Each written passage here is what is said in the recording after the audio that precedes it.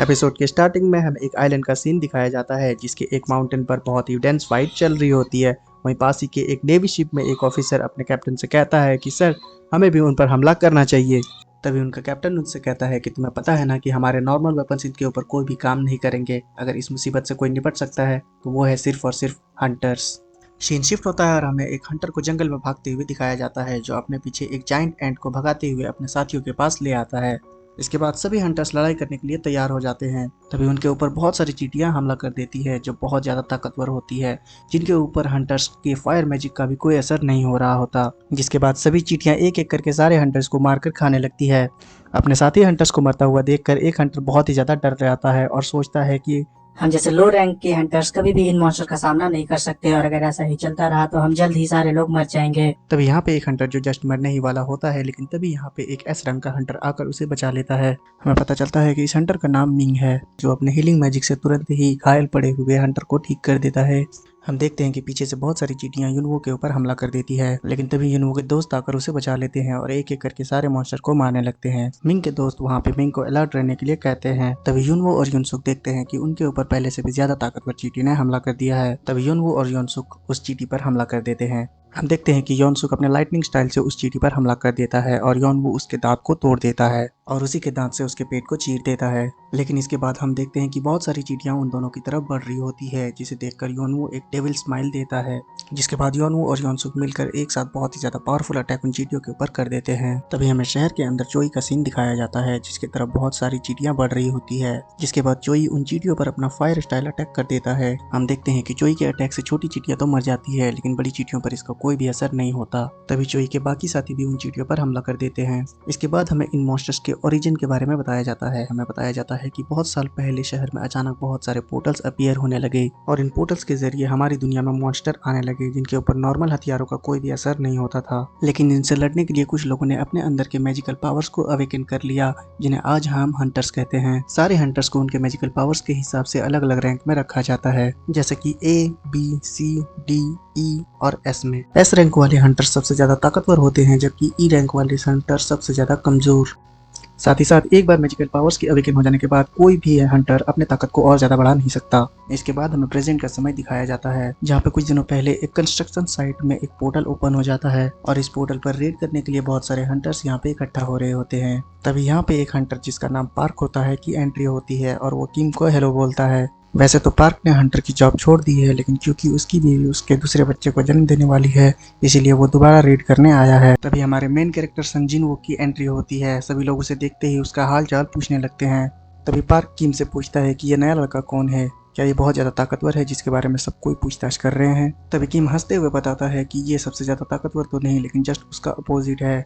ये अभी तक का सबसे कमजोर हंटर है, जो एक ई रैंक के मिशन पे जाते हुए भी हॉस्पिटलाइज्ड हो गया था। वहीं दोनों की बात को सुनकर जिनवो को बहुत ही ज्यादा शर्मिंदगी महसूस होती है। तभी जिनवो जूही को देखता है। जूही जिनवो से उसके फेस पे लगे बैंडेजेस के बारे में पूछने लगती है। जिनवो जूही को बताता है कि कुछ दिनों पहले वो एक ई रैंक के मिशन में गया होता है। लो रैंक मिशन होने के कारण वो लोग वहाँ पे हीलर नहीं ले जाते हैं, और क्योंकि जिनवो सबसे ज्यादा कमजोर होता है इसीलिए उसे ही बहुत ज्यादा चोटें आती है और उसे हॉस्पिटलाइज्ड होना पड़ता है। तभी हमें मिस्टर संग को दिखाया जाता है, जो कि इस रेड का कैप्टन होने वाले हैं। सभी लोग मिस्टर संग को एज अ कैप्टन पाकर बहुत ही ज्यादा खुश हैं। इसके बाद सभी लोग पोर्टल के अंदर जाने लगते हैं। तभी हमें जिनवो को दिखाया जाता है, जो अपने हाथ में अपने चाकू को पकड़े हुए कुछ सोच रहा होता है। जिनवो अपने मन में बोल रहा होता है कि इस बार चाहे कुछ भी हो जाए, लेकिन वो अपने आप को इस बार साबित करके दिखाएगा। इसके बाद वो पोर्टल के अंदर चला जाता है। सीन शिफ्ट होता है और हमें एक बिल्डिंग के अंदर हंटर्स एसोसिएशन के चेयरमैन को दिखाया जाता है, जहाँ पे उनका असिस्टेंट गवर्नमेंट के साथ होने वाली मीटिंग के बारे में पूछ रहा होता है। जहाँ पे चेयरमैन हमें बताता है कि गवर्नमेंट इन पोर्टल से परेशान हो चुकी है, लेकिन फिर भी पोर्टल के थ्रू डंजन्स में मिलने वाली चीजों को गवर्नमेंट अभी भी पाना चाहती है, जो कि एक अच्छी बात है, क्योंकि इन्हीं चीजों को बेचकर हम हंटर्स पैसे कमाते हैं। और वो चीजें हैं ये हाई ग्रेड के मैजिक क्रिस्टल्स, जिसका इस्तेमाल वेपन्स बनाने में किया जाता है और इसका इस्तेमाल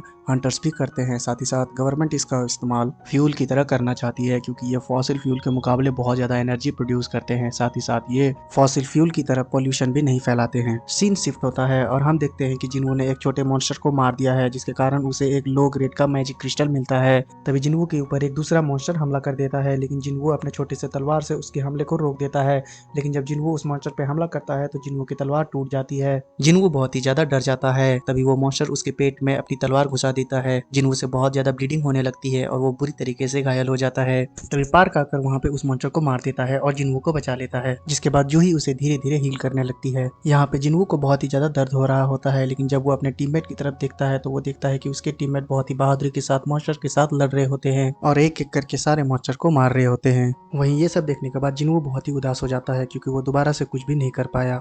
अगले सीन में हम देखते हैं कि सारे हंटर्स मिलकर डंजन के बॉस को हरा देते हैं। वहीं जूही जिन्हों को हील करते हुए उससे पूछती है कि कहीं वो अपने किसी जिद के कारण तो हंटर नहीं बना, क्योंकि अगर ऐसी बात है तो जिन्हों का ऐसी जगहों पे बच पाना नामुमकिन है। इसके बाद सभी लोग मैजिक क्रिस्टल्स इकट्ठा करने लगते हैं। तभी कीम आकर उसे बताता है कि यहाँ पे बहुत ही कम मैजिकल क्रिस्टल्स मिले हैं, जो सुनकर पार्क थोड़ा सा उदास हो जाता है और बताता है कि इन क्रिस्टल्स को बेचने पर उन्हें बहुत ही कम पैसे मिलने वाले हैं। तभी वहाँ पर मौजूद एक हंटर सभी को अपनी तरफ चिल्लाकर बुलाने लगता है और वहाँ पे मौजूद एक सुरंग को दिखाता है। सभी लोग उस गुफा को देखने लगते हैं और उसके अंदर जाने की सोचते हैं। तभी मिस्टर सॉन्ग आगे आते हुए सभी को बताते हैं कि इस सुरंग के उस पार किस रैंक का डंजन मौजूद है ये हमें नहीं पता, और हंटर एसोसिएशन के रूल्स के हिसाब से हमें कभी भी ऐसे डंजन में रेड नहीं करना चाहिए जिसके रैंक के बारे में हमें कुछ भी पता ना हो। जिस पर पार्क थोड़ा सा भड़क जाता है। तभी किम सबको बताता है कि अगले महीने पार्क का एक बेबी इस दुनिया में आने वाला है और इसीलिए पार्क को बहुत सारे पैसों की जरूरत है और अभी तक हमें इस रेड में कुछ भी खास मैजिकल क्रिस्टल्स नहीं मिले हैं। हालात को समझते हुए मिस्टर सॉन्ग वोटिंग करने का फैसला लेते हैं, जहाँ पे 6 लोग सुरंग में जाने के लिए हाँ बोल देते हैं, लेकिन 6 लोग मना कर देते हैं, जिसके बाद सिर्फ जिन्हों का ही वोट बचता है।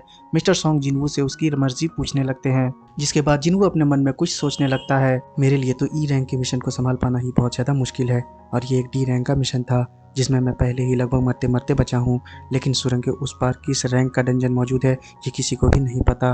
लेकिन अगर मुझे इस मिशन से ज़्यादा पैसे नहीं मिले तो मैं अपनी माँ का इलाज नहीं करा पाऊँगा, साथ ही साथ मुझे अपनी बहन की कॉलेज फीस को भी भरना है। और ये सब सोचने के बाद जिन्हों अंदर जाने के लिए हाँ बोल देता है। इसके बाद सारे लोग उस सुरंग के अंदर जाने लगते हैं। रास्ते में जिन्हों जूही से माफी मांगता है क्योंकि इतना सब कुछ होने के बाद भी जिन्हों ने सुरंग के अंदर जाने के लिए हाँ बोल दिया होता है। तभी जूही गुस्सा होते हुए जिन्हों को बोलती है, तुम्हें क्या लगता है जिन्हों, यहाँ पे ये सब मजाक चल रहा है और तुम मेरी परवाह करना बंद करो। तुम्हें पता है अगर उस मॉन्स्टर ने तुम्हें थोड़ा सा भी ऊपर मारा होता तो आज मैं भी तुम्हारी जान नहीं बचा पाती। जिन्हों जूही से माफी मांगने लगता है। थोड़ी देर चलने के बाद सभी हंटर्स को एक बहुत बड़ा दरवाजा दिखाई देता है। मिस्टर सॉन्ग यहाँ पे थोड़ी देर कुछ सोचने के बाद दरवाजे को खोल देते हैं। जैसे ही मिस्टर सॉन्ग दरवाजे को खोलते हैं अंदर लगी सभी मसाले अपने आप जलने लगती है, जिसमें से एक अजीब सी ब्लू कलर की आग जल रही होती है। दरवाजे के खुलते ही सभी लोग देखते हैं कि वहाँ पे एक बहुत ही बड़ा हॉल मौजूद है। हॉल के अंदर सभी लोग आने लगते हैं। सभी लोग देखते हैं कि हॉल के चारों तरफ बहुत ही बड़ी बड़ी मूर्तियां रखी होती है, जिनमें से हर एक के हाथ में कुछ न कुछ होता है। किसी मूर्ति के हाथ में कोई हथियार होता है तो किसी मूर्ति के हाथ में कोई म्यूजिक इंस्ट्रूमेंट। तभी जिन्हों की नज़र एक मूर्ति पर पड़ती है, जो मूर्ति बाकी सभी मूर्तियों से बहुत ज़्यादा अलग होती है क्योंकि उसके हाथ में कुछ भी नहीं होता है।